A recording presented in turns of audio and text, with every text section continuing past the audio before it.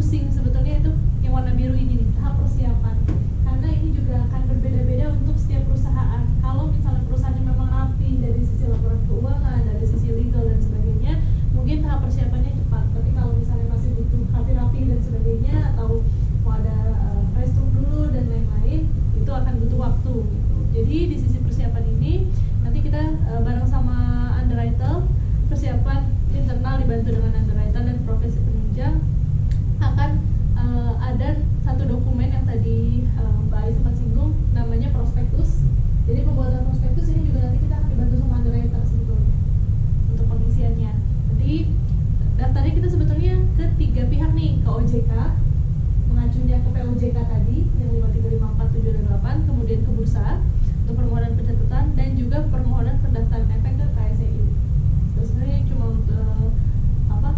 untuk menyimpan sahamnya nanti sih. Nah, kemudian setelah persiapan sudah ada prospektus, kita akan masuk ke tahap yang namanya evaluasi. Jadi di tahap evaluasi ini pendaftaran kita tadi akan dievaluasi nih sama bursa dan juga OJK. Di sini akan saling berkirim tanggapan. Biasanya kalau bursa dan OJK secara paralel ya. Jadi nggak selesai dulu bursa baru OJK atau sebaliknya gitu, enggak. Kita secara paralel, ketika bursa ada pertanyaan nanti ditanggapi oleh perusahaan. Gitu juga kalau OJK ada pertanyaan ditanggapi oleh perusahaan. Gitu aja terus. Dan biasanya selama tanggapannya ini dikirimkan cepat, itu seharusnya prosesnya nggak akan terlalu lama di evaluasi ini. Gitu. Nah, kemudian setelah evaluasi kita juga ada namanya ada tahapan yang namanya book building. Di sini proses valuasi. Jadi proses valuasinya nanti juga perusahaan akan dibantu sama underwriter. Jadi kita kan akan menyebutkan berapa sih kira-kira kebutuhan dana kita, disesuaikan dengan nilai buku kita. Nanti akan muncul tuh kira-kira berapa persen saham yang akan kita lepas kepada publik untuk memperoleh himpunan dana yang kita tuju, yang kita targetkan. Seperti itu. Jadi dibantu juga sama underwriter. Nanti sama underwriter juga akan diajak roadshow nih ke anchor investornya gitu.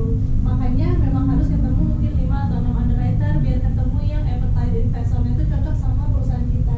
Mungkin ada underwriter yang nyarinya perusahaan F&B gitu, sukanya ya investornya, atau kesehatan dan lain-lain. Nah, itu kita harus cari. Kemudian setelah tahap book building, dapat pernyataan efektif, itu baru IPO nih. Di sini dana diterima nih ketika IPO. Dan biasanya di hari yang sama juga saham yang di IPO-kan itu dicatatkan untuk bisa diperjualbelikan oleh investor di pasar sekunder. Gitu. Nah, kalau durasinya sebetulnya dari ngirim pendaftaran istilahnya itu prosesnya 3-4 bulan rata-rata. Karena apa? Karena kita juga ada yang namanya limitasi dari laporan keuangan.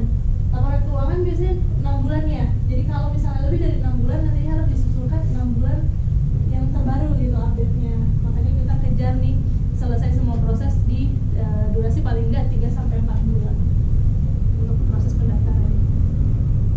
Nah, kemudian dari timnya sendiri yang kalau misalnya sudah fix sudah akan IPO nih dalam waktu dekat, yang pertama harus disiapkan adalah tim internal perusahaan yang terdiri dari siapa aja. Ada ketua tim IPO, kemudian biasanya tim akuntansi, bisnis, hukum, dan anggota tim internal.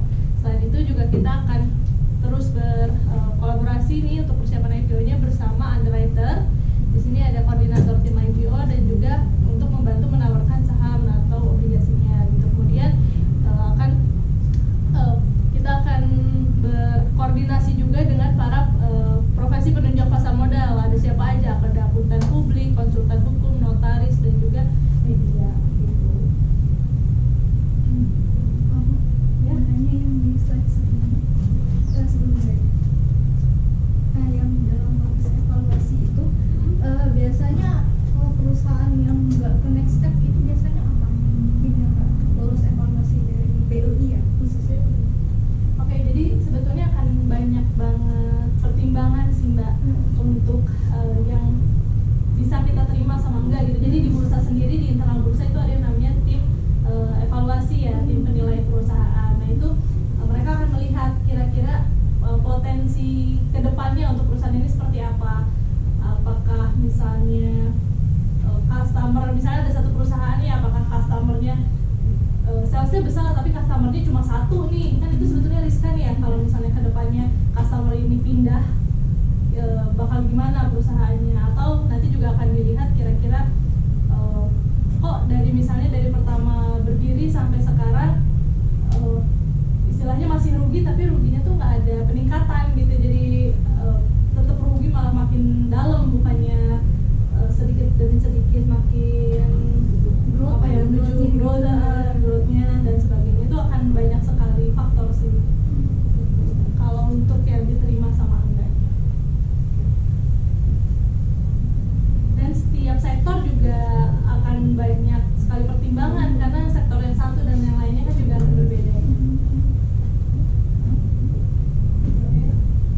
Nah, ini kunci sukses IPO. Sebetulnya banyak yang menyebutkan ketika kita IPO bertemu dengan investor yang kita jual juga historis kita dan juga rencana kita ke depannya ya. Di sini kunci suksesnya adalah informasi atau story dari perusahaan, track record kita seperti apa dari kontrak-kontrak terdahulu, pertumbuhannya seperti apa, kemudian dari sisi pemasaran, struktur dan tim, dan juga jadwal nih. Jadwal ini, timeline ini juga merupakan hal yang krusial karena kita lihat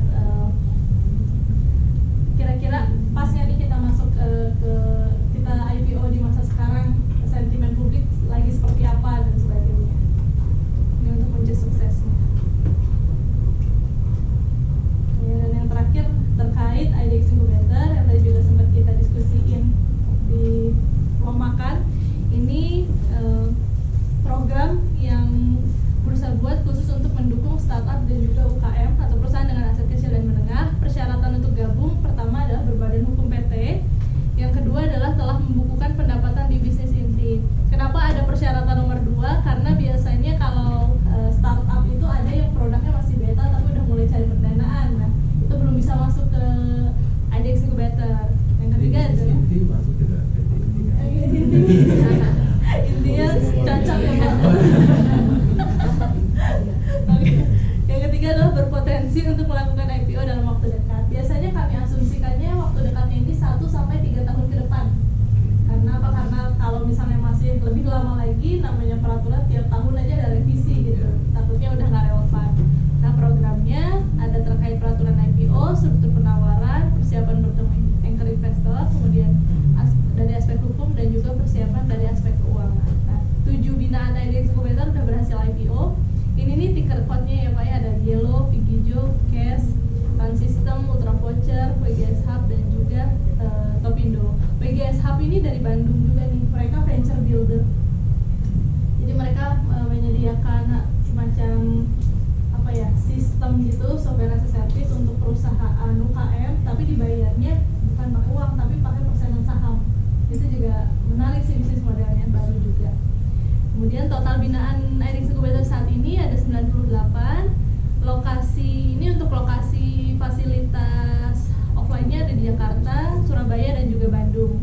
Fasilitasnya ada co-working, kemudian ada ruang rapat, ruang training dan juga exposure binaan. Jadi kalau misalnya memang bergabung dengan IDX Incubator, ternyata nanti mau ada meeting di Jakarta, itu bisa memanfaatkan ruang meeting kami, kemudian bisa juga di hari itu atau beberapa hari itu bekerja di co-working space kami gitu. Jadi untuk binaan kami persilahkan.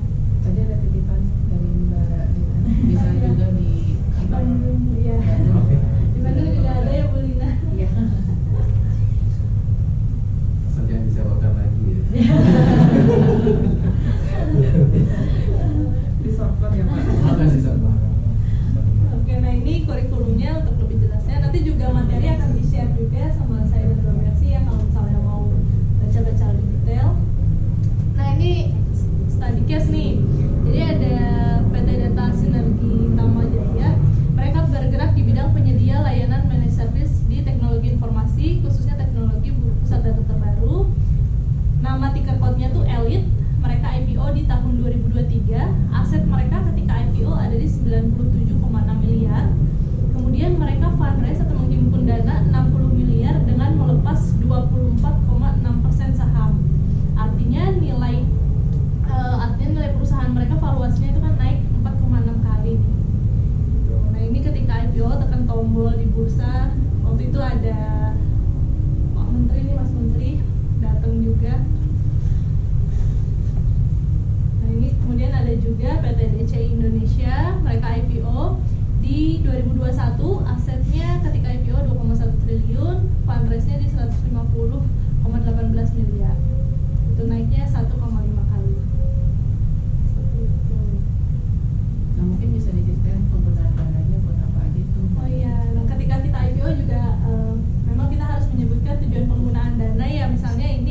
PT di Elite, mereka penggunaan dananya itu 82% untuk operating expenditures, kemudian di 18%-nya untuk capital expenditures. Nah, biasanya nanti di prospektus itu akan dijelaskan dengan lebih detail penggunaan dananya untuk apa dan kira-kira realisasi penggunaan dananya dalam jangka waktu berapa tahun gitu, itu diinfokan semua ke investor. Nah, mungkin ada pertanyaan?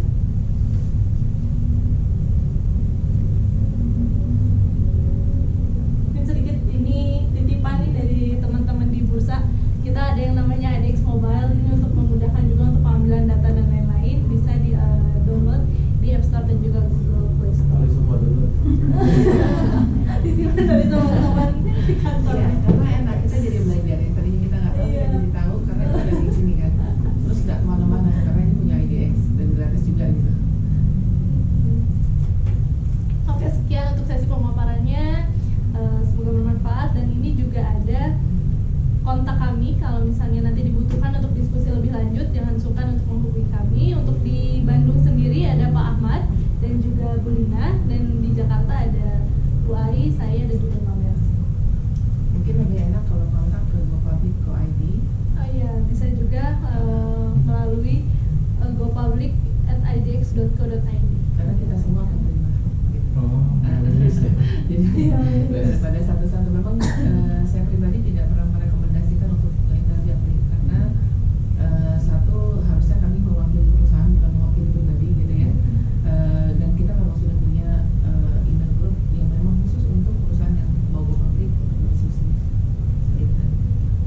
Mungkin sementara itu Pak Rizky, Siap. Bapak dan Ibu terima kasih sekali kami sudah diundang dan diterima di sini dengan luar biasa, dan ketemu dengan rekan-rekan di sini, karyawan Pak Rizky, Bapak Ibu. Memang sebetulnya langkah menuju IPO ini bukan niat dari pemegang saham saja, bukan maunya Pak Rizky saja selaku CEO gitu ya, tetapi juga memang harus ada niat juga dari karyawan ya untuk sama-sama membantu manajemen mempersiapkan segala sesuatunya hingga sukses menjadi IPO gitu. Jadi memang kami di Bursa Efek Indonesia memang selalu kalau Bapak Ibu lihat ini target bursa gitu. Sebetulnya itu hanya target tahunan saja, tapi sebetulnya kami tidak mentargetkan perusahaan itu harus IPO. Yang kami targetkan dan kami mau memastikan adalah perusahaan ini memang betul-betul siap untuk IPO. Jadi ketika dia IPO, dia terus meningkat kinerjanya, baik kinerja fundamentalnya, keuangannya maupun kinerja sahamnya. Karena banyak sekali kinerja sahamnya, kinerja keuangannya fundamentalnya baik-baik saja, tapi ternyata sahamnya agak guncang gitu. Nah, itu fenomena itu yang saat ini sedang terjadi di Bursa Indonesia. Sehingga tadi saya sempat menitipkan kalau bisa ada fungsi investor relation untuk menjembatani dan berkomunikasi langsung dengan para investor apa yang terjadi di perusahaan. Jadi misalkan harga sahamnya turun drastis gitu ya, bisa saja dari investor relation membuat semacam keterbukaan informasi bahwa itu tidak sejalan dengan kinerja perusahaan gitu ya. Jadi bahwa itu misalkan adalah mekanisme pasar gitu ya, dan perusahaan saat ini sedang baik-baik aja dan sedang malah memiliki kontrak misalkan apa. Jadi strategi komunikasinya juga harus pintar-pintar, tapi jangan tipu karena nanti akan dipanggil sama OJK sama bursa gitu ya, karena akan dipantau gitu. Nah, nanti tadi juga menjawab pertanyaan terkait dengan ekuitas negatif. Sebetulnya kami walaupun secara peraturan itu ada loophole di situ Pak, tapi kami tidak menyarankan karena biaya IPO ini kan tinggi ya Pak ya. Biaya Bapak sudah melakukan audit, membayar para konsultan gitu ya. Tapi nanti kalau terjaga di dalam itu agak kasihan, biaya sudah banyak keluar gitu. Nah, mungkin perusahaan harus dibedakin dulu. Kalau ada jerawatnya bukan ditutupin, tapi jerawatnya lebih diobatin gitu, diobatin dulu sehingga benar-benar keluar inner beauty-nya. Saya memakai analogi biar lebih gampang gitu ya. Jadi nanti akan dibantu oleh underwriter untuk restructuring sehingga perusahaan ini memang betul-betul menampilkan the best-nya gitu.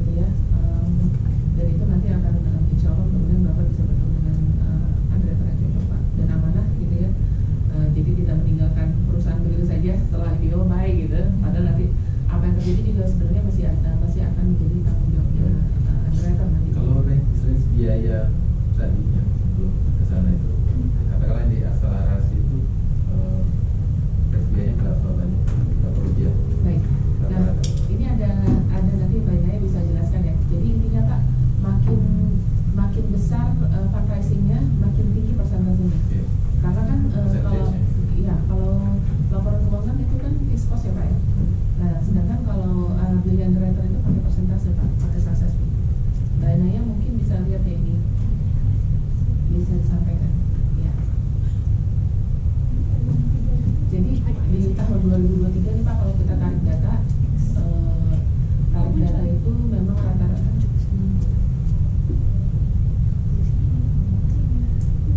iya. Iya.